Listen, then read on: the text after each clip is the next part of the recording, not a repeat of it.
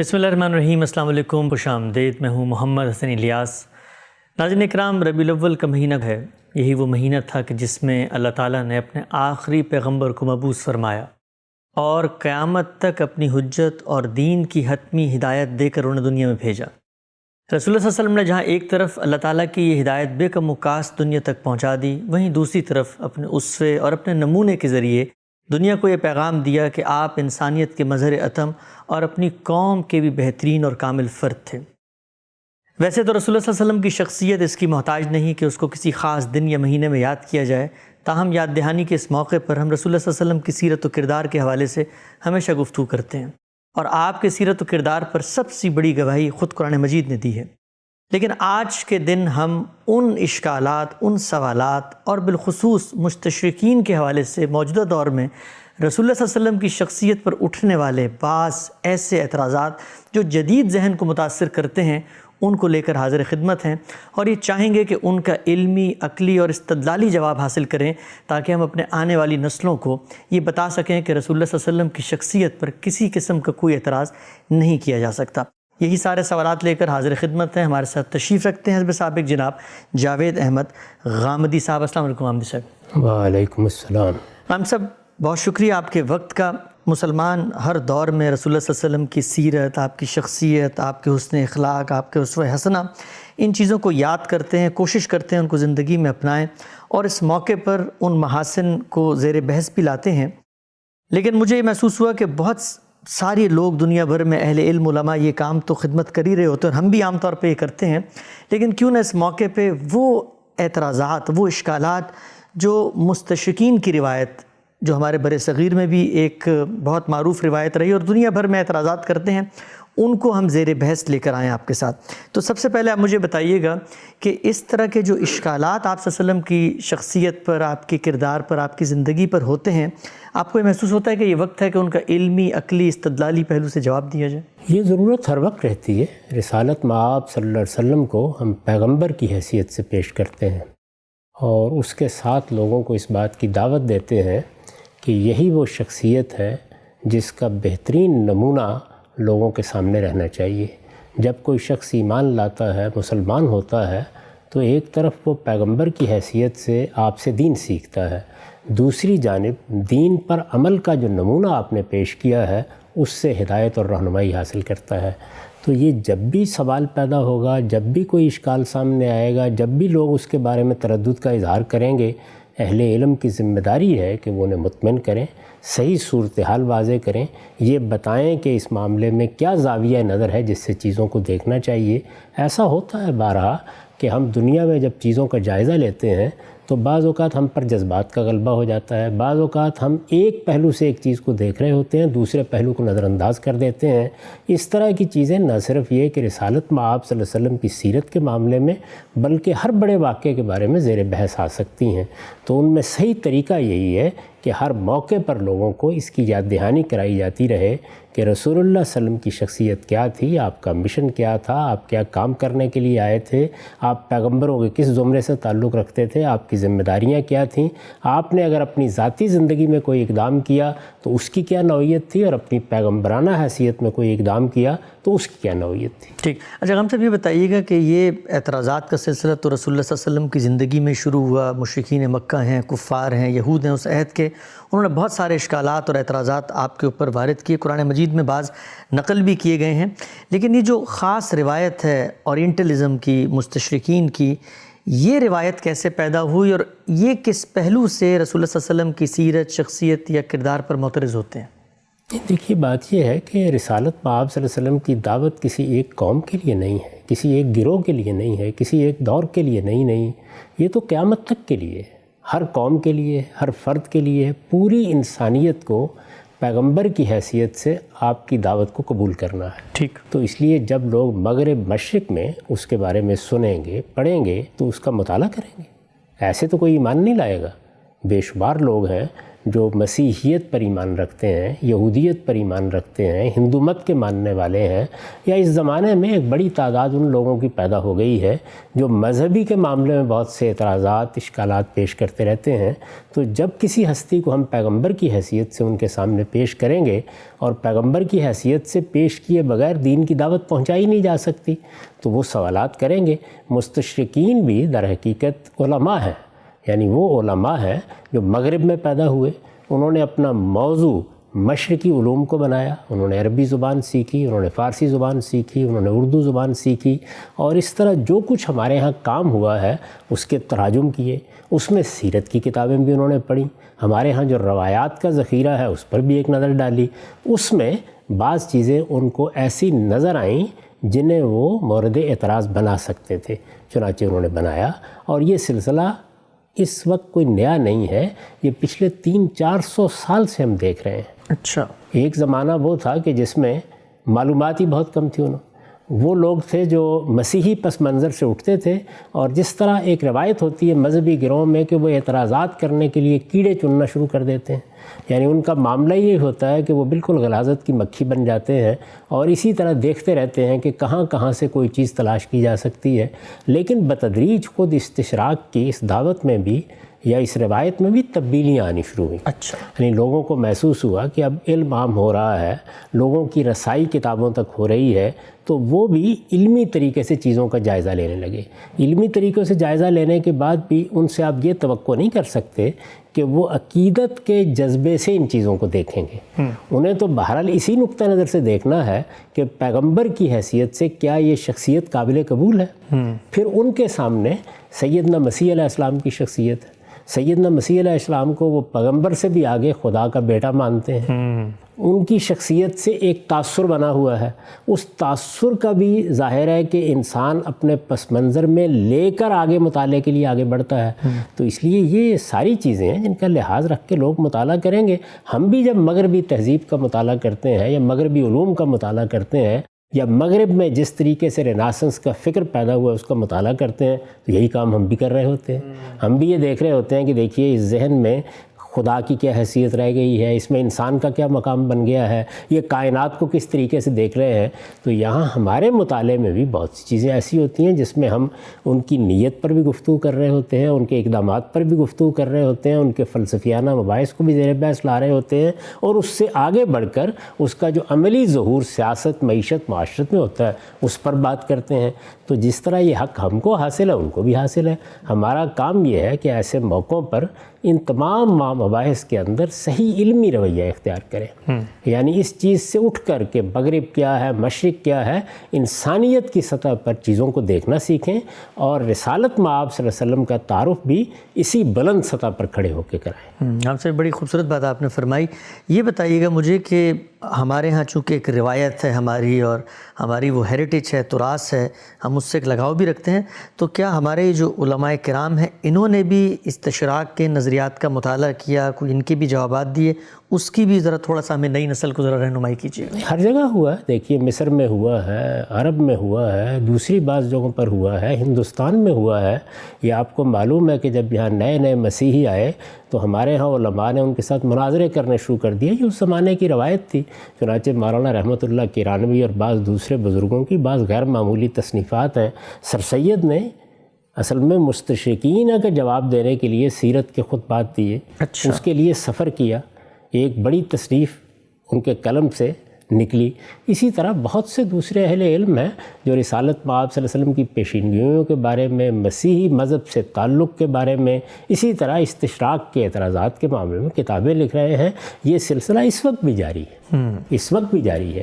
آپ اگر عالم عرب میں دیکھیں تو وہاں استشراق کی پوری تاریخ ہے، اس کے اوپر بڑی بڑی مجلدات میں بحثیں کی گئی ہیں اور یہ بتایا گیا ہے۔ تو ایسا نہیں ہے کہ کوئی سلسلہ بند ہو گیا، یہ ہمیشہ سے جاری رہا ہے۔ ٹھیک، آگے بڑھتے ہیں ہم سب۔ جب ہم جائزہ لیتے ہیں ان اعتراضات کا، ان اشکالات کا جو مستشرقین کی جانب سے سامنے آتے ہیں، ان میں جو سب سے پہلا بنیادی نقطہ جو ہر جگہ ان کی کتابوں میں بکھرا ہوا ہے وہ یہ ہے کہ رسالت مآب صلی اللہ علیہ وسلم کا جو پیغام تھا، یعنی قرآن مجید کی صورت میں، اس کے اندر سے وہ بعض چیزیں تلاش کر کے ان کی مماثلت یا ان کی جو ہسٹری ہے وہ ٹریس کرتے ہیں قدیم جو کتابیں ہیں، تورا ہے یا بائبل ہے، اور اشکال یہ پیدا کرتے ہیں کہ یہ سب کچھ تو اصل میں وہاں سے لیا گیا ہے جس کو ریپلیکیٹ کر کے ایک نئی کتاب کا نام دے دیا گیا ہے۔ تو یہ مجھے بتائیے گا کہ جب اس نوعیت کا کوئی اعتراض سامنے آتا ہے تو ایک مسلمان کو، بالخصوص وہ جو مذہبی علوم کو پڑھتا ہے اور سوسائٹی میں بیان کرتا ہے، اس کو کس پہلو سے ان چیزوں کو کاؤنٹر کرنا چاہیے؟ یہ ہماری غلطی ہے۔ ہم اصل میں خود اسلام کو محمد الرسول اللہ صلی اللہ علیہ وسلم کے لائے ہوئے مذہب کی حیثیت سے پیش کرتے ہیں، جبکہ قرآن مجید کا یہ دعویٰ نہیں ہے۔ قرآن مجید تو یہ کہتا ہے کہ آدم علیہ السلام سے لے کر محمد الرسول اللہ صلی اللہ علیہ وسلم تک ایک ہی دین پیش کیا گیا اور یہ اسلام ہے۔ لہٰذا بائبل میں بھی جو تاریخ بیان ہوئی ہے وہ ہماری تاریخ ہے۔ اس سے پہلے جو کتابیں نازل ہوئیں، جیسے تورات نازل ہوئی، جیسے زبور نازل ہوئی، جیسے انجیل نازل ہوئی، انبیاء کو صحائف دیے گئے، یہ سب کے سب اسلام کے صحائف اور اسلام کی کتابیں ہیں۔ اگر آپ اس طرح سے دیکھیں گے تو اصل میں تو قرآن مجید یہ کہہ ہی نہیں رہا کہ یہ کوئی نئے یا انوکھے رسول آ گئے ہیں یا یہ کوئی نئی دعوت لے کر آ گئے ہیں۔ آپ یہ دیکھیے کہ قرآن نے جب تعارف کرایا رسالت مآب صلی اللہ علیہ وسلم کو دین کا، تو یہ بتایا کہ یہ پیغمبر ہیں جن کی طرف ہم نے یہ ہدایت بھیجی تھی۔ ٹھیک، اس کی پوری تاریخ بیان کی کہ یہ ہدایت ہم نے آدم علیہ السلام کے زمانے سے دینا شروع کی تھی۔ ٹھیک، پیغمبروں کے نام لے کے یہ کہا، اور اس میں خاص طور پر بنی اسرائیل کے پیغمبر سب کے سب گنوا دیے، جگہ جگہ یہ مضمون ہے، اور پھر کہا فَبِہُدَاهُمْ اقْتَدِیٰ، اب آپ بھی انہی کی ہدایت کی پیروی کریں۔ اسی طرح سے یہ متربع کرتے ہوئے فرمایا سورہ شورى میں کہ شرع لکم من الدین ما وصى به نوح والذی اوحینا الیک وما وصینا به ابراہیم وموسیٰ وعیسیٰ ان اقیموا الدین ولا تتفرقوا فیہ، یعنی یہ جو دین اب دیا گیا ہے یہ کوئی نیا دین نہیں ہے۔ ان آیات کا مدعا یہ ہے ہم نے یہ وہی دین ہے پیغمبر آپ کو دیا ہے جو اس سے پہلے ہم ان سب پیغمبروں کو دے چکے ہیں۔ پھر پیغمبروں کے نام گنوائے ہیں، ابراہیم، موسیٰ، عیسیٰ، سب پیغمبروں کا یہی دین تھا، اور سب کو اس کے بارے میں یہ ہدایت کی گئی تھی کہ ان اقیموا الدین ولا تتفرقوا فیہ، اس دین پر قائم رہو، اس میں کوئی تفرقہ پیدا نہ کرو۔ یہ دعوت ہے دین کی، یعنی دین کا صحیح تعارف یہ ہے۔ چنانچہ اس کو جب آپ اس حیثیت سے پیش کرتے ہیں تو یہاں تو تورات کی چیزیں زیر بحث آئیں گی، انجیل کی چیزیں زیر بحث آئیں گی، زبور کی چیزیں زیر بحث آئیں گی، بنی اسرائیل کی پوری تاریخ زیر بحث آئے گی، اس لیے کہ یہ اسلام کی تاریخ کا ایک اہم واقعہ ہے کہ سیدنا ابراہیم علیہ السلام کے بعد اللہ تعالیٰ نے نبوت کی اسکیم میں تبدیلی کی، اور ان کی ذریت کو، پوری ذریت کو اس کا انتخاب کر کے یہ منصب دیا کہ وہ اللہ کے دین کی اب شہادت دے گی۔ ان کے لیے دو علاقوں کا انتخاب کیا۔ رسالت مآب صلی اللہ علیہ وسلم بنی اسماعیل میں سے ہیں، ابراہیم علیہ السلام کی اولاد ہیں، اسماعیل ابراہیم علیہ السلامی کے بیٹے تھے۔ یہ جو حرم ہے ہمارا، یہ ابراہیم علیہ السلام کی بنائی ہوئی مسجد ہے جس کی طرف ہم منہ کر کے نماز پڑھتے ہیں۔ تو یہ ایک ہی روایت ہے، اور یہی وجہ ہے کہ جب رسول اللہ صلی اللہ علیہ وسلم نے اپنی دعوت کی ابتدا کی تو شریعت کے معاملے میں بھی آپ کو یہ کہا گیا کہ آپ ملت ابراہیم کی پیروی کریں۔ مسلمانوں کو ہدایت کی گئی کہ اتبعوا ملت ابراہیم حنیفہ، ابراہیم کا دین، ابراہیم کے دین کی روایت، اسی کو لے کر آپ چلیں گے۔ جہاں کہیں کوئی خرابی پیدا ہو گئی تھی اس کی اصلاح کر دی گئی، جو چیز مردہ ہو گئی تھی اسے زندہ کر دیا گیا، اگر کوئی زمانے کی تبدیلی کے ساتھ اضافہ کرنا تھا تو وہ بھی کر دیا گیا، لیکن بنیادی طور پر یہ وہی روایت ہے۔ اس لیے یہ بات ہی صحیح نہیں ہے، یعنی یوں نہیں ہے کہ یہ کوئی نیا دین تھا، نئی دعوت تھی، نیا پیغام تھا، یہ تاریخ کا پہلا واقعہ تھا۔ یہ اصل میں انبیاء کی پوری تاریخ کے پس منظر میں کھڑے ہو کر گفتگو ہے تاریخ، تو اس میں تو یہ سب چیزیں زیر بحث آئیں گی، اور ان میں جو تاریخ بائبل میں ہمیں ملتی ہے، اگر کہیں کوئی غلطی ہوئی ہے یا روایت کرنے والوں نے کوئی خرابی پیدا کرتی ہے تو اصلاح بھی کی جائے گی۔ چنانچہ جو لوگ دونوں کا تقابلی مطالعہ کرتے ہیں ان پر یہ حقیقت واضح ہو جاتی ہے کہ قرآن مجید نے 10 مقامات پر اصلاحات بھی کی ہیں، یعنی یہ بتایا ہے کہ اصل واقعہ اس طرح تھا۔ پیغمبروں کے معاملے میں جو ان کی تاریخ میں بعض غلط باتیں مشہور ہو گئی تھیں، ان کے معنی میں بھی صحیح نقطہ نظر کو واضح کیا ہے۔ تو اس لیے یہ معاملہ تو ایسے ہی ہوگا۔ ہم جب اس وقت اسلام پر گفتگو کر رہے ہیں تو کیا آج گفتگو کر رہے ہیں؟ ہمارے پیچھے بھی ایک پوری تاریخ ہے، علم کی ایک تاریخ جو رسالت مآب صلی اللہ علیہ وسلم سے شروع ہوئی، صحابہ کرام نے جس کو آگے بڑھایا، علماء پیدا ہوئے. تو آج ہم جب بات کریں گے تو اس سب سے قطع نظر کر کے بات تو نہیں کریں گے نا، اسی کے حوالے دیں گے. اس میں بہت سی چیزیں ایسی ہوں گی جن کو ہم اسی طرح لے کے چل رہے ہوں گے، کہیں کسی چیز پر تنقید بھی کریں گے. تو بالکل یہی صورت قرآن مجید کی ہے کہ وہ اس پوری ٹریڈیشن، پوری روایت میں کھڑا ہو کر گفتگو کر رہا ہے، اور اس میں جگہ جگہ ان چیزوں کو ریفر کر رہا ہے، ان کے حوالے دے رہا ہے جو اس سے پہلے کی تاریخ پہ بیان ہو چکے ہیں. ٹھیک. ہم صاحب یہ جو آپ نے بات ابھی فرمائی ہے کہ قرآن مجید کی جو پوری دعوت ہے وہ تو وہی الہامی پیغام ہے جس کا آغاز ہوتا ہے سیدنا آدم سے، اور اس کی جو ہدایت کی تکمیل ہے وہ آخری جو پیغمبر بھیجے گئے وہ رسول اللہ صلی اللہ علیہ وسلم ہے. سوال میرا یہ ہے کہ یہ اتنی واضح بات مستشرقین کو کیوں نظر نہیں آ رہی؟ مثلا وہ کیوں نہیں دیکھ رہے کہ ہم تو مسلمان اس وقت تک نہیں ہو سکتے جب تک تورا پر یا بائبل پر یا جو الہامی کتابیں ہیں، پیغمبروں کی روایت ہے، اس پر ایمان نہ لائیں، خدا کی کتابوں پر. تو وہ اس کو اس پہلو سے کیوں نہیں دیکھتے پھر؟ کہ اس کا تعلق بڑی حد تک کسی قوم کے ذہنی پس منظر سے ہوتا ہے. جو جوڈو کرسچن روایت ہے اس میں پہلے تو بنی اسرائیل کے پیغمبر ہیں، اور آپ دیکھیے کہ خود یہود نے سیدنا مسیح علیہ السلام کو تسلیم نہیں کیا. سیدنا مسیح علیہ السلام کے بارے میں یہ خیال پیدا ہو گیا، اور اسی پر سارے مسیحی علم کلام کی بنیاد ہے کہ اللہ تعالیٰ نے انسان کو جس امتحان میں ڈالا تھا اس میں پہلا گناہ ہو گیا. اب اس کے کفارے کے طور پر اس نے اپنا بیٹا بھیجا. یہ آخری نجات ہے جو انسانوں کے لیے اللہ کی طرف سے قائم کر دی گئی ہے. اب ظاہر ہے کہ اس کے بعد وہ کسی پیغمبر کو کیوں دیکھیں گے؟ اور پھر جب اس پوری روایت سے ہٹ کر بنی اسماعیل میں ایک پیغمبر یا عرب میں ایک پیغمبر کی بات کی جاتی ہے تو یہ ذہنی پس منظر اس کو قبول نہیں کرتا. جب قبول نہیں کرتا تو اس روایت میں رکھ کر اس کو دیکھنے کے لیے بھی تیار نہیں ہوتا. یوں نہیں ہے کہ یہ دیکھنے کا عمل منقطع ہو گیا، نہیں، اب اہل علم اس پر غور بھی کرنے لگ گئے ہیں، اب اس روایت کے اندر رکھ کر بھی اس کو دیکھنے لگ گئے ہیں. لیکن یہ ایک تدریجی عمل ہے جو دنیا کے ہر علم میں اسی طرح سے ہوتا ہے. پہلے دن یہ توقع بھی نہیں کرنی چاہیے کہ لوگ بالکل صحیح زاویے سے اس کو دیکھیں گے. میں آپ سے پوچھتا ہوں کہ یہ جس بات کی طرف میں ہمیشہ توجہ دلاتا ہوں کہ یہ دین تمام پیغمبروں کا دین ہے، اس کی ابتدا آج سے 1200-1500 سال پہلے نہیں ہوئی. یہ آدم علیہ السلام سے اسی طرح چلا آ رہا ہے. اس میں جو سنت قائم کی گئی ہے وہ بھی اصل میں دین ابراہیمی کی روایت ہے. تو خود ہمارے ہاں لوگ کیا اس کو قبول کر لیتے ہیں؟ نہیں، ایسا ہو جاتا ہے بعض اوقات. اس لیے چیزوں کو واضح کرنے کا یہ عمل جاری رکھنا چاہیے. یہ جس طرح غلطیاں یہاں لگ سکتی ہیں اسی طرح ادھر بھی لگ سکتی ہیں. ٹھیک. اب ایک اور ضمنی پہلو واضح کیجیے گا. عام طور پہ تاثر ہے کہ جو مسیحی علماء ہیں یا جو مسیحی محققین ہیں وہ رسالت مآب صلی اللہ علیہ وسلم کے بارے میں یہ گمان رکھتے ہیں کہ یہ آخری پیغمبر نہیں ہیں، اور جو آخری پیغمبر نے آنا ہے وہ دوبارہ دنیا میں تشریف لائیں گے. یہ بتائیے گا کیا اس میں کوئی تفریق ہے کہ کچھ مسیحی علماء سمجھتے ہیں کہ رسالت مآب صلی اللہ علیہ وسلم پیغمبر تھے لیکن صرف عرب کے لیے تھے؟ اس میں حقیقت کیا ہے؟ نہیں، دیکھیے اس میں مختلف نقطہ نظر ہیں. وہ لوگ بھی ہیں کہ جو مسیح علیہ السلام پر معاملے کو ختم سمجھتے ہیں، اور وہ بھی ہیں کہ جن کا خیال یہ ہے کہ عربوں کے لیے ایک پیغمبر کی ضرورت تھی. زیادہ رسالت مآب صلی اللہ علیہ وسلم کی بعثت وہاں ہوئی.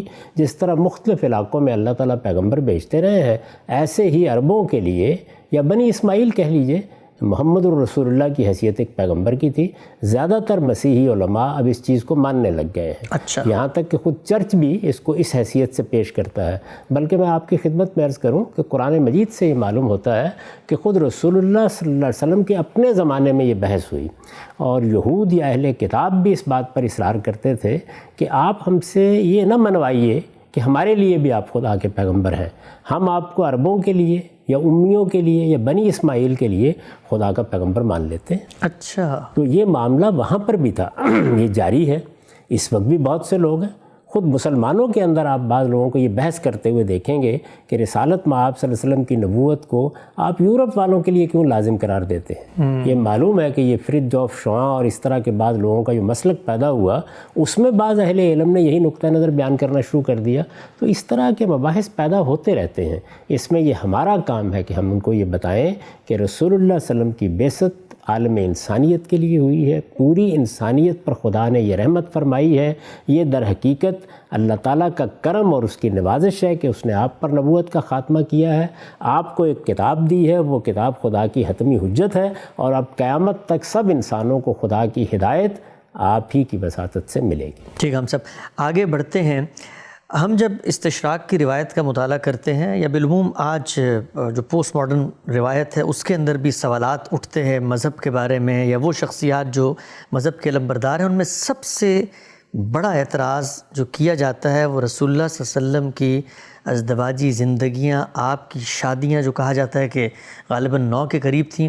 اور یہ سوال ہم یہ دیکھتے ہیں کہ ہم تو یہ جانتے ہیں، مانتے ہیں کہ رسالت مآب صلی اللہ علیہ وسلم کا کوئی بھی اقدام دین کے خلاف نہیں ہو سکتا، آپ نے جو کچھ کیا وہ ٹھیک کیا، لیکن لوگوں کو جواب دینا پڑتا ہے اور یہ بتانا پڑتا ہے کہ جب شادیاں اتنی بڑی تعداد میں بالعموم انسان کرتے ہیں تو اس کے پیچھے کوئی بشری تقاضا، کوئی جبلی تقاضا، کوئی انسان کی خواہش ہوتی ہے. تو اس معاملے کو میں یہ جاننا چاہوں گا آپ سے کہ حقیقت کی دنیا میں اگر ہم اتر کے ایک ایک معاملے کی تحلیل کریں، رسول اللہ نے شادیاں کیں، کیوں کیں، اتنی زیادہ کیوں کیں، اور عام طور پہ جو کہا جاتا ہے کہ رسول اللہ ہمارے لیے اسوہ حسنہ ہے، نمونہ ہے، لیکن آپ کے معاملے میں یہ استثناء ہے، ہمیں شادیوں کے بارے میں محدود کر دیا گیا ہے. تو اس پوری بحث کو میں چاہتا ہوں ذرا ابتدا سے آپ تفصیل سے بیان کریں. اللہ کی کتاب اس ساری بحث کو جس طریقے سے پیش کرتی ہے، تھوڑے سے اس کے مقدمات سمجھ لینے چاہیے. جی. شادی انسان کو کیسے کرنی چاہیے؟ ایک ہی عورت سے کرنی چاہیے. اس میں اللہ نے اپنا منشا واضح کر دیا ہے. میرے نزدیک جب آدم و حوا کی پیدائش ہوئی اور اللہ تعالیٰ نے یہ فرمایا کہ ہم نے آدم کو آفرینش بخشی اور اس کے ساتھ اس کا جوڑا پیدا کیا، تو اس میں ایک ہی عورت کا ذکر کیا ہے اور یہ بتایا ہے کہ بث منہما رجالا کثیرا ونساء، یعنی یہ ایک میاں بیوی تھے جس سے خاندان کی ابتدا ہوئی، جس سے ایک گھر بنا اور جس کے نتیجے میں پھر بہت سے مرد و عورت دنیا میں پھیل گئے. ٹھیک. تو اس سے یہ بات تو واضح ہو گئی کہ اگر اللہ تعالیٰ کی اسکیم کے مطابق اچھا گھر بنانا ہو، سکون کی زندگی بسر کرنی ہو، اولاد کے ساتھ بھی اچھا معاملہ رکھنا ہو، تو ایک ہی شادی آدمی کو کرنی چاہیے. یہ بات اصول میں خود اللہ تعالیٰ نے اپنی اس اسکیم میں واضح کر دی ہے. لیکن انسان اس دنیا میں یکساں حالات میں نہیں رہتا. چنانچہ تمدنی تقاضوں کے تحت قبائلی زندگی میں، زرعی تمدن کے زمانے میں، آج کے دور میں یہ ضرورتیں تبدیل ہوتی رہتی ہیں. آپ یہ دیکھیے کہ ایک وقت وہ تھا جب قبائلی معاشرے میں کسی شخص کے لیے یہ ممکن ہی نہیں تھا کہ وہ ایک شادی پہ اکتفا کر سکے. کیوں؟ اس لیے کہ یہ ریاست، اس طرح کا منظم نظام، یہ عدالتیں، یہ پولیس، آپ کی عزت آبرو کے لیے یہ اہتمام یہ موجود نہیں تھا. اس وقت انسان کے لیے اس کے سوا کوئی چارہ نہیں تھا کہ اس کے بیٹے یا اس کے بھائی اس کے دائیں بائیں کھڑے ہوں گے اور ان کی بڑی تعداد ہوگی تو وہ اپنی عزت کی حفاظت کر سکے گا، اپنے مال کی حفاظت کر سکے گا، اپنے آبرو کی حفاظت کر سکے گا. ٹھیک. قرآن مجید خود تصویر کھینچتا ہے کہ جب کوئی بڑا آدمی یہاں بیٹھا ہوتا ہے تو بنینا شہودہ، اس کے دائیں بائیں اس کی اولاد کھڑی ہوتی ہے. اب اگر آپ کی ضرورت یہ ہے کہ آپ کے 20-30 بچے ہوں اور وہ آپ کے دست و بازو بنے اور وہ کھڑے ہو کر اگر کوئی جنگ ہو جاتی ہے، جھگڑا ہو جاتا ہے، آپ کے مال پر کوئی قبضہ کرنے کے لیے آتا ہے تو آپ کا دفاع کر سکیں، تو وہ ایک شادی پہ اکتفا نہیں کرے گا. تو اس لیے شادی کے معاملے کو 2 زاویوں سے ہمیشہ دیکھنا چاہیے. ایک زاویہ بشری ضرورت کا ہے اور ایک زاویہ تمدنی اور حالات کی ضرورت کا ہے. ٹھیک. اس چیز کو سامنے رکھ کر اگر آپ دیکھیں تو پیغمبروں کی پوری تاریخ میں ہم کو متنوع رویے نظر آتے ہیں. اچھا. سیدنا یحییٰ نے شادی ہی نہیں کی، مسیح علیہ السلام نے بھی شادی نہیں کی، گھر نہیں بسایا. اس کی وجہ بتائیے کہ کیوں نہیں کیا، لیکن بہرحال ہم جانتے ہیں کہ گھر نہیں بسایا. سیدنا ابراہیم علیہ السلام کے معاملے میں ہمیں معلوم ہے، جو کچھ بائبل بتاتی ہے اس میں بھی 3 بیویاں ان کی مذکور ہیں. موسیٰ علیہ السلام کے بارے میں بھی یہی صورتحال ہے. تو ایک قبائلی تمدن میں کیا ضرورتیں ہوتی ہیں، جب آپ سوسائٹی سے متعلق ہوتے ہیں وہاں آپ کو کیا مسائل پیش آ جاتے ہیں. شادی کرنے کے معاملے میں یہ دوسرا عنصر بھی بالعموم موجودہ زمانے میں نظر انداز ہو جاتا ہے. اس وقت صورتحال تبدیل ہو چکی ہے. دنیا بھر میں بچوں کی پیدائش، ان کی پرورش، ان کی پرداخت کے معاملات تبدیل ہو چکے ہیں. تو ہم اپنے زمانے میں کھڑے ہو کر ان چیزوں کو دیکھتے ہیں. اس میں پوری ماضی کی تاریخ کو سامنے رکھنا چاہیے کہ انسان کی قبائلی زندگی میں کیا ضرورتیں تھیں، انسان کی خانہ بدوشی کی زندگی میں کیا ضرورتیں تھیں، انسان کی زرعی تمدن میں کیا ضرورتیں تھیں، اور یہ مشینی دور یعنی جس میں اب دنیا کے لیے بہت مشکل ہو گیا ہے کہ ایک بیوی کی ذمہ داریوں کو بھی پورا کر سکے، اس میں کیا ضرورتیں ہیں. تو دونوں چیزوں کو الگ الگ رکھنا چاہیے. پہلی یہ بنیادی بات ہے. اس بنیادی بات کو سامنے رکھ کر اب ذرا اندازہ کیجئے کہ رسول اللہ صلی اللہ علیہ وسلم نے اس معاملے میں کیا طریقہ اختیار کیا. یہ معلوم ہے ہر آدمی یہ جانتا ہے کہ 25 سال کی عمر میں کم و بیش آپ نے شادی کی، پہلی شادی کی۔ کس سے کی؟ ایک بیوہ خاتون سے کی۔ وہ بیوہ خاتون جس کے بچے بھی تھے، اس سے شادی کی، وہ آپ کے گھر تشریف لائیں۔ اس کے بعد کم و بیش 25 ہی سال آپ نے ان کی رفاقت میں گزار دی، سیدہ خدیجہ کی۔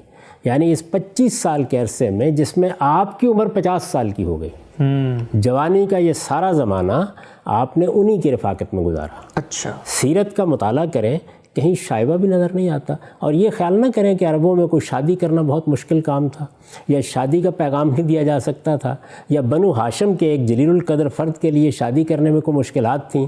شادیاں بہت لوگ کرتے تھے عرب میں، عام رواج تھا تعدد ازواج کا، لیکن اس سب کچھ کے باوجود 25 سال تک رسالت مآب صلی اللہ علیہ وسلم نے دوسری جانب نگاہ اٹھا کے بھی نہیں دیکھا۔ یہ سارا عرصہ گزر گیا، سیدہ خدیجہ کی وفات ہو گئی۔ اس سال کو عام الحزن کہا جاتا ہے۔ اچھا، شدید رنجیدہ خاطر رہے رسالت مآب صلی اللہ علیہ وسلم۔ اس رنجیدہ خاطری کے زمانے میں آپ کی بچیاں بھی تھیں، یعنی گھر میں جن کی نگہداشت کرنا، جن کے معاملات کو دیکھنا ایک ضروری امر تھا۔ اسی طرح سے گھر در کی ذمہ داریوں کے ساتھ آپ ایک بڑے منصب پر اللہ تعالیٰ کی طرف سے فائز کیے جا چکے۔ سفر بھی ہو رہا ہے، جہاد پہ بھی جا رہے ہیں، باقی کام ابھی جہاد کا موقع تو نہیں آیا تھا، یعنی عرب میں جو مکے کی زندگی تھی اس میں بھی بہرحال آپ دعوت پیش کر رہے تھے، پیغام پہنچا رہے تھے، اور اس کے ساتھ کاروباری اور دوسرے معاملات بھی ہوتے تھے۔ یہ جتنا سارا عرصہ ہے رسالت مآب صلی اللہ علیہ وسلم کا جو 25 سال کا ہے، اس میں تو سیدہ خدیجہ ہی آپ کی رفاقت میں رہیں، لیکن ان کے دنیا سے رخصت ہو جانے کے بعد یہ ضرورت ایک بالکل ہی طبعی ضرورت تھی کہ اب گھر بسنا چاہیے۔ اس پر بھی آپ نے اپنی طرف سے کوئی اقدام نہیں کیا۔ اچھا، جب آپ تاریخ کو دیکھتے ہیں تو معلوم ہوتا ہے کہ راستے میں جاتے ہوئے ایک خاتون جن کا نام خولہ بتایا جاتا ہے، اس نے آپ سے یہ کہا کہ جب سے سیدہ خدیجہ دنیا سے رخصت ہوئی ہے، میں یہ محسوس کرتی ہوں کہ آپ کچھ محتاج سے ہو کے رہ گئے ہیں۔ ظاہر ضرورتیں ہوتی ہیں، بچیاں ہیں گھر میں، معاملات کو دیکھنا ہے، تو آپ شادی کیوں نہیں کر لیتے؟ میں آپ کی طرف سے کسی کو پیغام کیوں نہ دوں؟ میں آپ سے عرض کرتا ہوں کہ ان کے جو الفاظ ہیں وہ میں آپ کو پڑھ کے سنا دیتا ہوں۔ یہ ابن سعد میں نقل ہوئے ہیں، اچھا، اور مسند احمد میں بھی۔ یا رسول اللہ، کانی اراک قد دخلت کا خلت لفقد خدیجہ افلا اخطب علیک۔ اللہ کے رسول، میں دیکھتی ہوں کہ خدیجہ کی رفاقت سے محرومی کے بعد آپ گویا محتاج سے ہو کر رہ گئے ہیں، میں آپ کی طرف سے کسی کو نکاح کا پیغام نہ دوں؟ اچھا، رسالت مآب صلی اللہ علیہ وسلم سے ایک خاتون نے یہ بات کہی، اس کے جواب میں آپ نے فرمایا، یعنی اب آپ کے ہاں کوئی بیوی نہیں ہے، اس کے جواب میں آپ نے فرمایا کہ کیا کوئی رشتہ ہے؟ انہوں نے یہ کہا کہ کنواری کا رشتہ بھی ہے آپ کے لیے اور شوہر دیدہ کا رشتہ بھی ہے۔ ٹھیک، یہ میں اس سے پہلے عرض کر چکا کہ آپ اگر دوسری شادی سیدہ کی موجودگی میں کرنا چاہتے تو اس وقت بھی یہی صورتحال تھی، آپشنز تھے، یہاں بھی موجود تھے، اس وقت بھی موجود تھے۔ عربوں میں یہ کوئی بڑا مسئلہ نہیں تھا، ہمارے معاشرے کی روایات دوسری ہیں، لیکن عربوں کے ہاں یہ کوئی مسئلہ نہیں تھا۔ تو اس نے کہا کہ کنواری بھی ہے اور شوہر دیدہ بھی ہے۔ ٹھیک، کنواری کا پوچھا گیا تو اس نے کہا کہ آپ ہی کے بھائی اور دوست صدیق اکبر کی بیٹی یعنی سیدہ عائشہ کے بارے میں خولہ رضی اللہ عنہ نے کہا۔ اور دوسری کون ہے؟ سودا بنت زمعہ ہے، یہ ایک بیوہ خاتون تھی اور رسالت مآب صلی اللہ علیہ وسلم ہی کی کم و بیش ہم عمر تھیں۔ یعنی آپ کی عمر بھی اس وقت 50 سال کے قریب تھی اور ان کی عمر بھی اس وقت 50 سال کے قریب تھی۔ اس موقع کے اوپر ایک شریف النفس انسان کیا کہے گا؟ یہی کہ بھائی دونوں جگہ تم بات کر کے دیکھ لو، دیکھتے ہیں کہاں سے کیا جواب ملتا ہے۔ وہ گئیں، انہوں نے جا کے سیدنا صدیق کے ہاں بات کی تو وہاں انہیں کچھ تھوڑی مایوسی ہوئی۔ اچھا، اس لیے کہ سیدنا صدیق کی اہلیہ نے انہیں یہ بتایا کہ عائشہ کا تو رشتہ پہلے سے طے ہو چکا ہوا ہے، اچھا، اور ہم رخصتی کے منتظر ہیں۔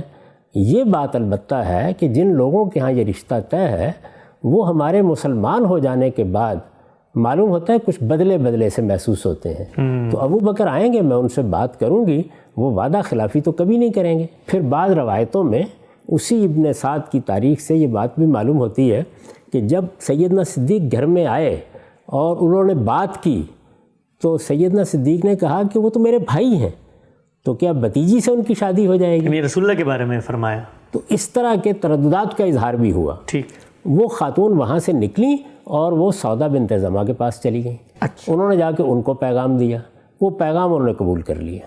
ٹھیک. ادھر سیدنا صدیق یہ بات سننے کے بعد ان لوگوں کے ہاں گئے جہاں سیدہ عائشہ کا رشتہ پہلے سے طے تھا، تو انہوں نے رشتہ ختم کرنے کی بات کر دی. اچھا. تو اب یہ ساری بات ہونے کے بعد دونوں جگہ رشتہ منظور ہو گیا. عربوں کی روایات کو پیش نظر رکھیں تو جب آپ نے جا کے پیغام دیا ہے اور 2 جگہ پیغام دیا ہے اور دونوں جگہ پیغام قبول ہو گیا ہے تو اب آپ انکار نہیں کر سکتے. قبائلی زندگی کی روایات، وہاں کی شان کچھ اور ہوتی ہے. ہمارے معاشرے کا معاملہ نہیں. ہمارے یہاں بھی یہ ہے کہ اگر آپ کہیں پیغام دے دیں تو 10 مرتبہ سوچیں گے کہ اب کیا کیا جائے. تو رسالت مآب صلی اللہ علیہ وسلم نے یہ رشتے قبول کر لیے.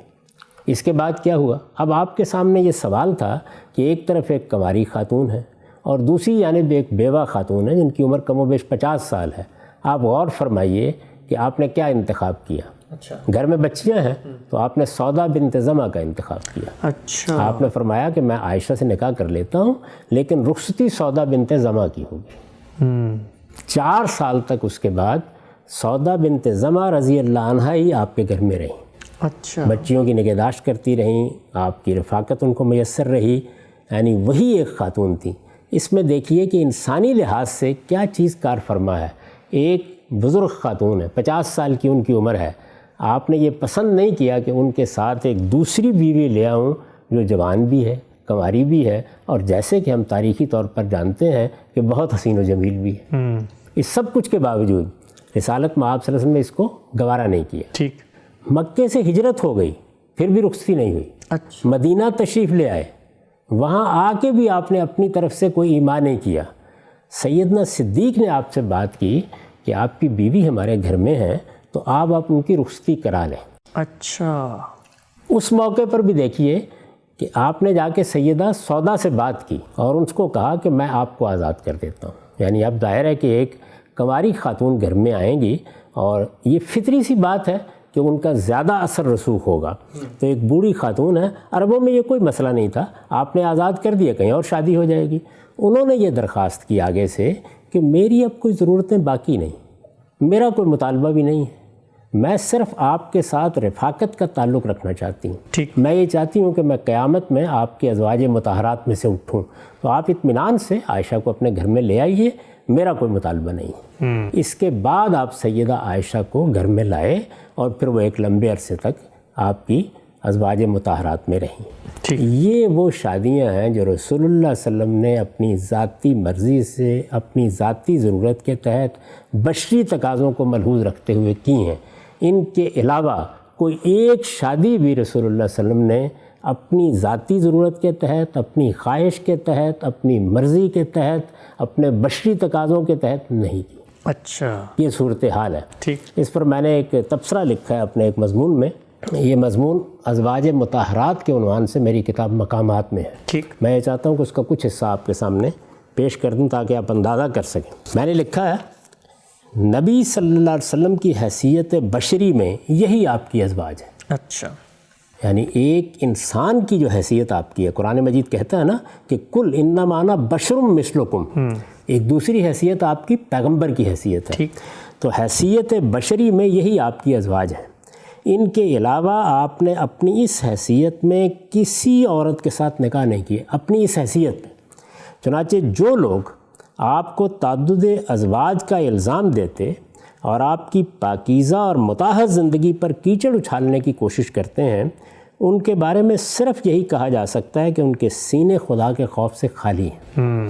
اس لیے کہ جس ہستی کا حال یہ رہا ہو کہ 25 سال کی ابتدائی زندگی میں کوئی شخص اس کی سیرت و کردار پر حرف لانے کی جسارت نہ کر سکا، جس نے بھرپور جوانی میں شادی کی تو وہ بھی ایک ایسی خاتون سے جو بیوہ اور بچوں والی تھی، جس نے عرب کے معاشرے میں جہاں تعدد ازواج کا عام رواج تھا کم و بیش 25 سال اسی ایک خاتون کی رفاقت میں گزار دیے اور کبھی دوسری شادی کا سوچا تک نہیں، جس نے دوسرا نکاح کیا تو اس کے انتقال کے بعد، اور وہ بھی ایک 50 سال کی بیوہ خاتون سے، اور جس نے پوری زندگی میں ایک ہی باقرہ خاتون سے شادی کی اور اس کی رخصتی کو بھی کئی برس تک مؤخر کیے رکھا تاکہ بڑی عمر کی جس خاتون کو گھر در کی ذمہ داریوں کے لیے لے آیا گیا ہے، یعنی سیدہ سودا بنت زمع، اس کو عدم التفات کی شکایت نہ ہو.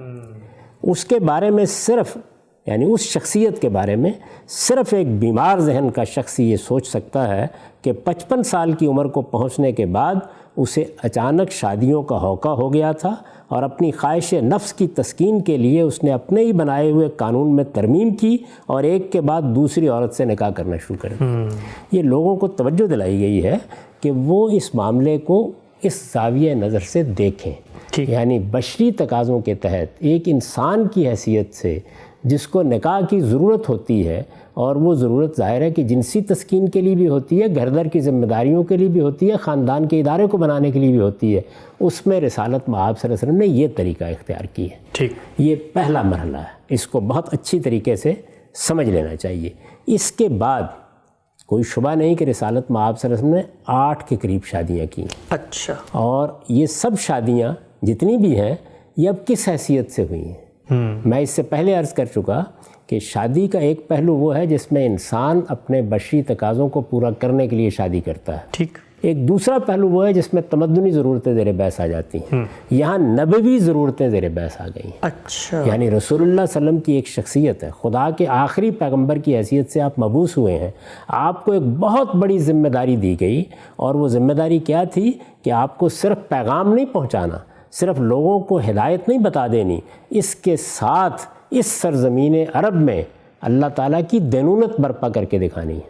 یعنی اس میں کیا ہونا ہے؟ اس میں جزا و سزا کے قانون کو روبہ عمل ہو جانا ہے. ٹھیک. اس میں لوگوں کی تقدیر کا فیصلہ ہونا ہے. یہ سرزمین عرب ہے جس میں اب یہ طے ہوگا کہ حق کیا ہے اور باطل کیا ہے.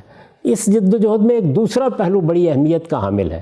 اس سے پہلے جو پیغمبر آتے رہے ان کا یہ معاملہ ہوا کہ 2 3 4 لوگ ان پر ایمان لاتے تھے، یا ایک کشتی کے برابر مسافر آسمان سے عذاب آ جاتا تھا. ٹھیک. اور معاملہ ختم کر دیا جاتا تھا. اس کو قرآن مجید نے بھی بیان کیا ہے نا کہ یا اللہ کے ہاں سے عذاب آئے گا، اور یا کہاں سے آئے گا؟ ہمارے ہاتھوں سے آئے گا. تو یہ جو دوسری صورت تھی ہاتھوں سے عذاب آنا، رسول اللہ صلی اللہ علیہ وسلم کے بارے میں یہ ہوئی. صحابہ کرام کو ایک دارالہجرت مل گیا، ان کی تعداد بھی کافی تھی، وہاں ان کی ایک ریاست قائم ہو گئی. تو اب اللہ تعالیٰ نے فرشتوں کے ذریعے سے عذاب کا قانون روبہ عمل نہیں کیا، بلکہ ان کو یہ کہا کہ یعذبہم اللہ بایدیکم، ہمارے ہاتھوں ہی سے عذاب آئے گا. ہاتھوں سے عذاب آئے گا. تو یہ جنگیں بھی ہوں گی، اس میں نشیب فراز بھی آئیں گے، اس میں لوگوں کو تکلیف بھی پہنچے گی، ہجرت کی جائے گی تو گھر بھی چھوڑنے پڑیں گے.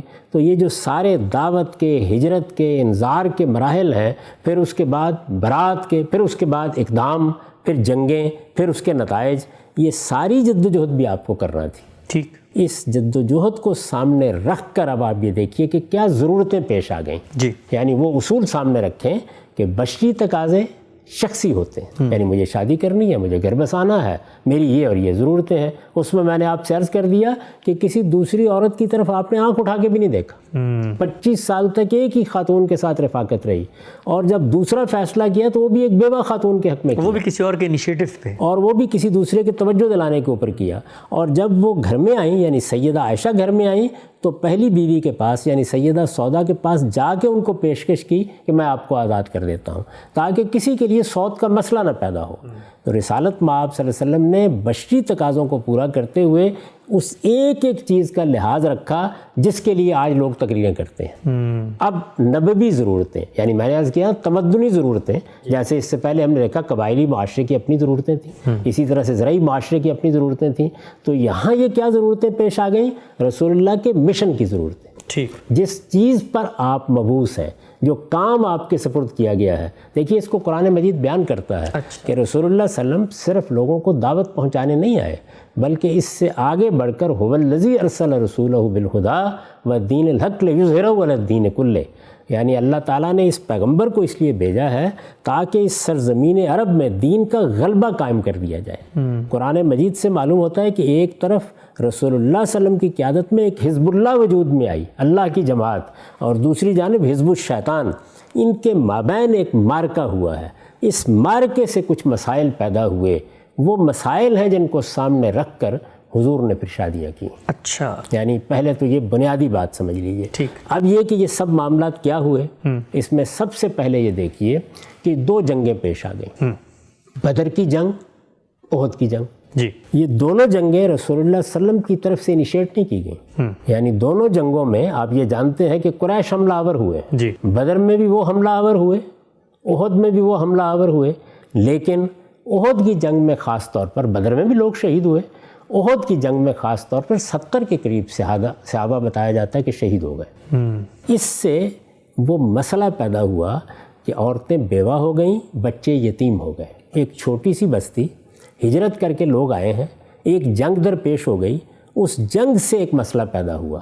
یہ مسئلہ ہے کہ جس میں اللہ تعالیٰ نے توجہ دلائی, اور وہ قرآن مجید کی سورہ نساء میں ہے, یہ توجہ دلائی کہ ان معصوم یتیموں کی اب پرورش و پرداخت تمہاری ذمہ داری ہے. ٹھیک. یتیموں کے حقوق بیان کیے, ان کے معاملات کیسے دیکھنے ہیں وہ بیان کیا, اور اس میں یہ تجویز فرمایا کہ اگر تم یتیموں کے معاملے میں انصاف نہیں کر سکو گے, ان کی سرپرستی کے حقوق ادا نہیں کر سکو گے, تو زیادہ اچھا یہ ہے کہ ان کی ماؤں یا بہنوں سے شادیاں کر لو. ٹھیک. تاکہ وہ تمہارے گھر میں آ جائیں, تمہاری سرپرستی میں آ جائیں.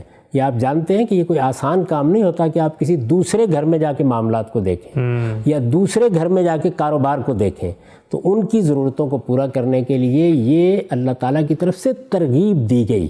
یعنی لوگوں سے کہا گیا وہ آگے بڑھیں. جیسے سیلاب آ جائے, جیسے کوئی طوفان آ جائے, تو آپ کہتے ہیں نا کہ لوگ آگے بڑھیں اور اپنی خدمات پیش کریں. یہ آپ کو معلوم ہے کہ یہی صورتحال جب دوسری جنگ عظیم ہوئی یا پہلی جنگ عظیم ہوئی تو یورپ میں پیش آ گئی. بہت بڑے پیمانے پر عورتیں بیوہ ہو گئیں, اسی طرح سے بچے یتیم ہو گئے. تو اس میں اللہ تعالیٰ نے یہ فرمایا کہ لوگ آگے بڑھیں.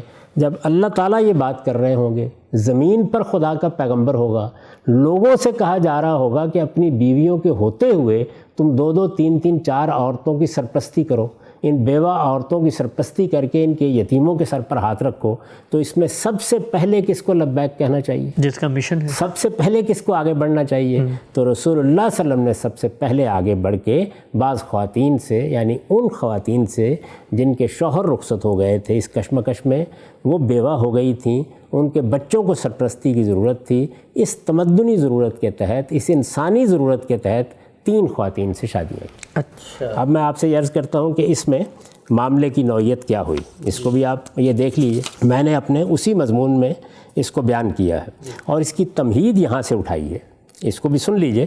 اس میں شبہ نہیں کہ اپنی زندگی کے آخری 8 برسوں میں آپ نے مزید 8 خواتین سے نکاح کیا. یعنی پہلے کا معاملہ بالکل وہی ہے, آخری 8 برسوں میں مزید 8 خواتین سے نکاح کیا, اور اس کے لیے ایک خصوصی قانون بھی نازل کیا گیا. اچھا. قرآن مجید میں ہے وہ, اس کا میں آگے چل کے ذکر کروں گا.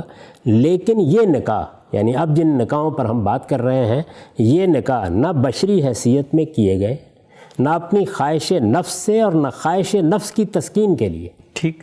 ان میں سرے سے یہ چیز ہی زیر بحث نہیں. ذمہ داری ہے. میں بتا چکا کہ رسول اللہ کی ذاتی زندگی کو دیکھیں وہ کیا ہے, آپ کے ذاتی فیصلوں کو دیکھیں کیا ہے. سیدہ خدیجہ کے ساتھ آپ کی رفاقت کو پڑھیں, اس کے بعد آپ نے جو فیصلے کیے ان کو دیکھیں. کوئی شخص یہ باور کر سکتا ہے؟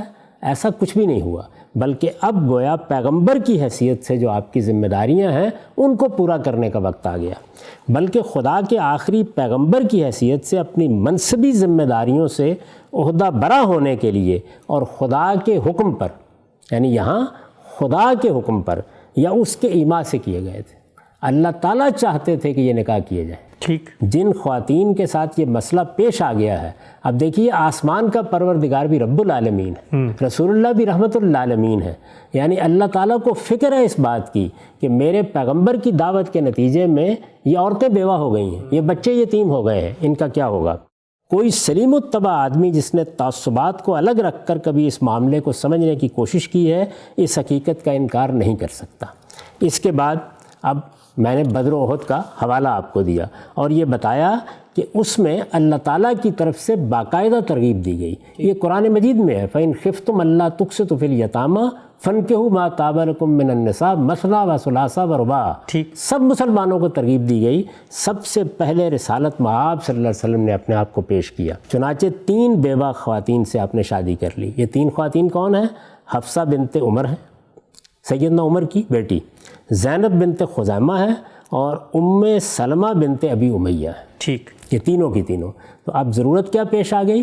یعنی جنگوں کے نتیجے میں بیوہ ہونے والی عورتوں کو اور ان کے بچوں کو سرپرستی فراہم کرنا. یہ دوسرا مرحلہ ہے. ٹھیک. یعنی 8 شادیوں میں سے 3 یہ 3 ہے، 5 باقی تو میں نے آپ سے عرض کر دیا نا. یعنی ہم سیدہ خدیجہ کا معاملہ دیکھ چکے، سیدہ سودا بنت زمعہ کا، سیدہ عائشہ کا معاملہ دیکھ چکے. اس کے بعد ایک اور مسئلہ پیش آ گیا، اور وہ مسئلہ کیا تھا؟ وہ مسئلہ یہ تھا کہ سوسائٹی میں سب سے بڑی اگر کوئی مصیبت تھی تو وہ غلامی کی مصیبت تھی. یعنی جس طرح آج کے زمانے کی بعض مصیبتیں ہیں، اسی طرح کی ایک بڑی مصیبت یہ تھی. یہ آپ کو معلوم ہے کہ امریکہ میں بھی جو سب سے بڑا مارکہ ہوا اور جس میں خانہ جنگی کی نوبت آ گئی، وہ غلامی کے خاتمے کا معاملہ تھا. اسلام نے غلامی کو ختم کرنا چاہا. ٹھیک. اس کے لیے بہت سے اقدامات کیے. ایک تو بنیادی بات جو قرآن مجید نے بیان کر دی اور خاتمے کا گویا اعلان کر دیا، وہ یہ تھا کہ آئندہ جب جنگوں میں لوگ پکڑے جائیں گے تو وہ قیدی ہوں گے، ان میں سے کسی کو غلام نہیں بنایا جائے گا. اور جب ان کی رہائی کا معاملہ ہوگا تو 2 ہی صورتیں ہوں گی، فَإِمَّا مَنًّا بَعْدُ وَإِمَّا فِدَاءً. یعنی یا ان کو احسان کے طور پر رہا کر دیا جائے گا، اور یا دوسری صورت یہ ہوگی کہ آپ فدیہ لے لیں گے، یعنی تبادلہ کر لیا، کچھ رقم لے لی. اس طرح قیدیوں کے معاملے میں جب قرآن نے یہ کہہ دیا تو گویا غلامی کا یا ان کو قتل کرنے کا یہ معاملہ ہمیشہ کے لیے ختم ہو گیا. ٹھیک. غلامی کے خاتمے کے لیے یہ پہلا مرحلہ تھا، یعنی جس میں ایک بنیادی اقدام کیا گیا.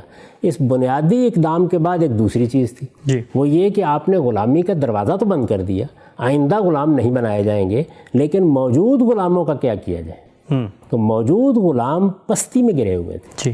عورتیں تھیں جن کی کوئی حیثیت نہیں تھی. سوسائٹی میں لوگوں کی حیثیت کو بحال کرنا، ان کو برتری کے مقام پر لانا، برابری کی سطح پر لانا، یہ ایک حکم سے نہیں ہوتا. آپ جانتے ہیں کہ پچھلے کئی 100 برسوں کی جدوجہد کے بعد ابھی امریکہ میں یہ چیز حاصل نہیں ہو سکی. تو رسول اللہ صلی اللہ علیہ وسلم نے بہت سے اقدامات کیے کہ جن سے ان کا درجہ بلند کیا جا سکے. انہی میں ایک بڑا اقدام اپنی پھوپھی زاد بہن کا اپنے آزاد کردہ غلام سے نکاح کرانے کا. ایک بڑے خاندان کی عورت کا ایک بڑے خاندان کی عورت اور ایک آزاد کردہ غلام سے آپ نے باقاعدہ اصرار کر کے شادی کرائی تاکہ غلاموں کا مرتبہ بلند ہو، سوسائٹی ان کو اچھی نگاہ سے دیکھے. اس سے کچھ مسئلے پیدا ہوئے. رسول اللہ صلی اللہ علیہ وسلم نے اصرار کیا. زینب بنت جہش آپ کی پھوپھی زاد بہن ہے. آپ نے یہ چاہا کہ وہ ایک غلام سے، آزاد کردہ غلام سے، یعنی غلام کو آپ آزاد کر دیں تو اس کی حیثیت نہیں بدل جاتی تھی. ہماری سوسائٹی میں جو پست طبقات ہوتے ہیں، میں آپ سے اپنا تجربہ بیان کر رہا ہوں، 12 ایسا ہوا ہے کہ بعض مسیحی لوگوں نے آ کے مجھ سے یہ کہا کہ ہم اسلام لانا چاہتے ہیں. کسی کی 4 بیٹیاں ہیں، کسی کی 5 بیٹیاں ہیں. آپ جانتے ہیں کہ وہ کس پس منظر میں ہوتے ہیں. سب سے بڑا مسئلہ یہ سامنے آتا تھا کہ ان کی حیثیت کیسے مسلمانوں کے اندر بحال رکھی جائے. آسان کام نہیں ہوتا. تو یہ چیز پیدا کرنے کے لیے آپ نے اپنی پھوپھی زاد بہن کو آمادہ کیا کہ وہ آپ کے آزاد کردہ غلام سے شادی کر لیں. شادی ہو گئی، معاملات ٹھیک ہو گئے. لیکن اب ہوا کیا؟ ہوا یہ کہ معاشرتی اصلاحات آپ کی خواہش سے نہیں ہوتی. ان کے مابین نباہ نہیں ہو سکا. اور نباہ نہ ہونے کی بہت بڑی وجہ کیا تھی؟ یعنی خود آپ کے آزاد کردہ غلام زید بنت حارثہ، جن کا ایک بڑا مقام تھا آپ کی نگاہ میں، لیکن بہرحال وہ اس معاشرتی تمدنی معاملات میں تو اسی جگہ کھڑے تھے. وہ یہ ہمت ہی نہیں کر سکے کہ ان کو اپنی بیوی کی حیثیت دے سکے. یعنی ان کا معاملہ یہ ہے کہ ان کے بارے میں یہ معلوم ہوتا ہے، اور قرآن مجید نے بھی اس کی کم و بیش تصریح کر دی ہے، 1 سال شادی رہی، 1 سال کے دوران میں بیوی سے کوئی تعلق ہی نہیں پیدا کر سکتا.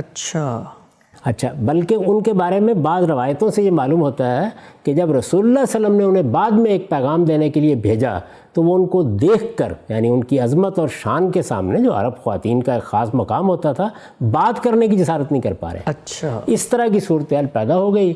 تو آپ ظاہرہ آپ کے سامنے یہ سوال آیا بار بار کہ وہ ان کو طلاق دینا چاہتے ہیں. اب دیکھیے مسئلہ کتنا سنگین ہو گیا. ایک خاتون کو آمادہ کیا گیا کہ وہ اس غلامی کے ادارے کے معاملے میں آپ کی اصلاحات کا حصہ بنے. انہیں آمادہ کیا گیا کہ وہ شادی کریں. عرب کے معاشرے میں یہ شادی کوئی آسان کام نہیں تھا. شوہر کی حیثیت سے انہیں قبول کرنا کوئی آسان کام نہیں تھا.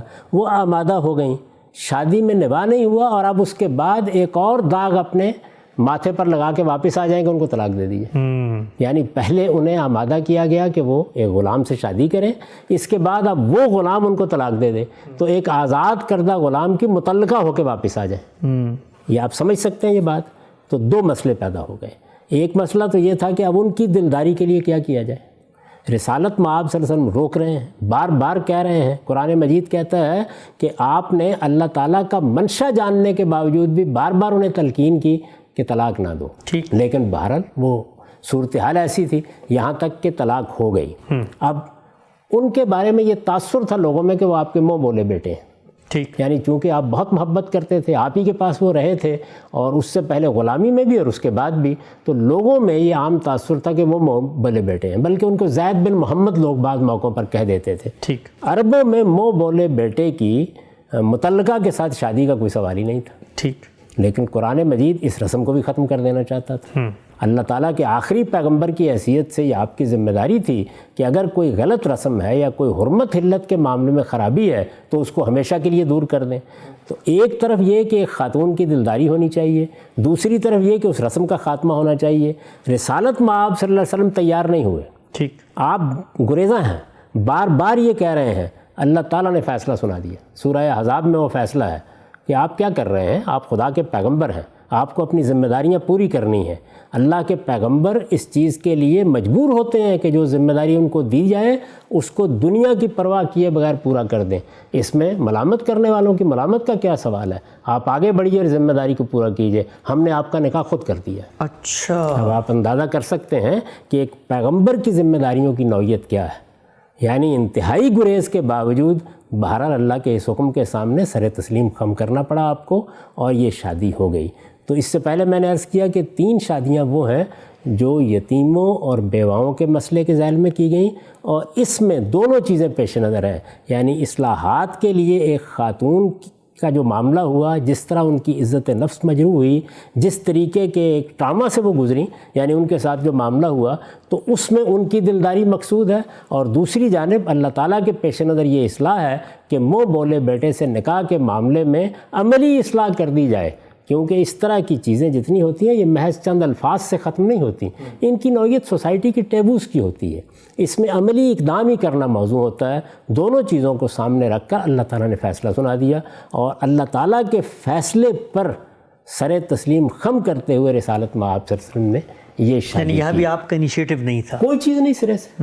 یعنی میں تو آپ سے عرض کر رہا ہوں کہ خود قرآن مجید یہ بتا رہا ہے، تاریخ بتا رہی ہے کہ آپ اس معاملے میں اصرار کرتے رہے کہ وہ طلاق نہ دیں، معاملہ نب جائے. یعنی چونکہ یہ اقدام آپ نے کیا تھا تو نباہ کی انتہائی کوششوں کے باوجود اس میں کامیابی نہیں ہوئی. تو اس لحاظ سے گویا آپ یہ کہہ سکتے ہیں کہ 3 وہ اور یہ 4تھی شادی ہے. اس کے بعد پھر اللہ تعالیٰ نے اسی موقع پر ایک پورا قانون نازل کیا ہے قرآن مجید میں، اور اس میں یہ بتایا کہ پیغمبر کی حیثیت سے آپ کی کچھ ذمہ داریاں ہیں، آپ کے ساتھ کچھ معاملات متعلق ہیں، آپ نے یہاں ایک جد و جہد کی ہے. اس لیے نکاح کے معاملے میں آپ کے لیے وہ ضابطے نہیں ہوں گے جو عام لوگوں کے لیے ہیں، اور آپ آگے بڑھیں اور اس معاملے میں اب یہ سمجھ لیں کہ اس خصوصی قانون کے تحت آپ کو اور شادیاں بھی کرنی پڑ سکتی ہیں. وہ اور شادیاں کیا ہوئیں، وہ قانون کیا ہے، اس میں ظاہر ہے کہ ہم اس وقت تفصیل سے گفتگو نہیں کر سکتے. اس کے بعد پھر آپ نے 3 مزید شادیاں اس ذمہ داری کو پورا کرنے کے لیے کی ہیں جو ان خواتین سے متعلق آپ پر عائد ہوئی، جن کا ہم آگے چل کے ذکر کریں. ٹھیک، ہم سے ہمارا وقت یہاں پر ختم ہوتا ہے. رسول اللہ صلی اللہ علیہ وسلم کی شادیوں کے حوالے سے ناظرین کرام گفتگو جاری تھی. جو اعتراضات بالعموم مستشرقین کی جانب سے اٹھائے جاتے ہیں ان کا بہت تفصیل سے ہم نے تاریخ کی روشنی میں، علم اور عقل کے مسلمات کی روشنی میں جائزہ لیا اور جاننے کی کوشش کی کہ رسول اللہ صلی اللہ علیہ وسلم نے اپنی بشری حیثیت میں جو نکاح کیے وہ کون کون سے تھے، اس کا کیا پس منظر تھا، کیا سینیریو تھا، اور رسول اللہ صلی اللہ علیہ وسلم کی جو منصبی حیثیت ہے، اللہ تعالیٰ نے آپ کو ایک مشن پر مامور کیا تھا، اس کی ضروریات اور تقاضے کیا تھے، اس کے تحت آپ نے کون کون سے نکاح کیے. یہ موضوع ابھی جاری ہے، اور رسالت صلی اللہ علیہ وسلم کی شادیوں کے حوالے سے اور بھی بہت سارے سوالات ہیں جو ہم غامدی صاحب سے انشاءاللہ آئندہ نشست میں پوچھیں گے. میزبان محمد حسن الیاس کو اجازت دیجیے. اللہ حافظ.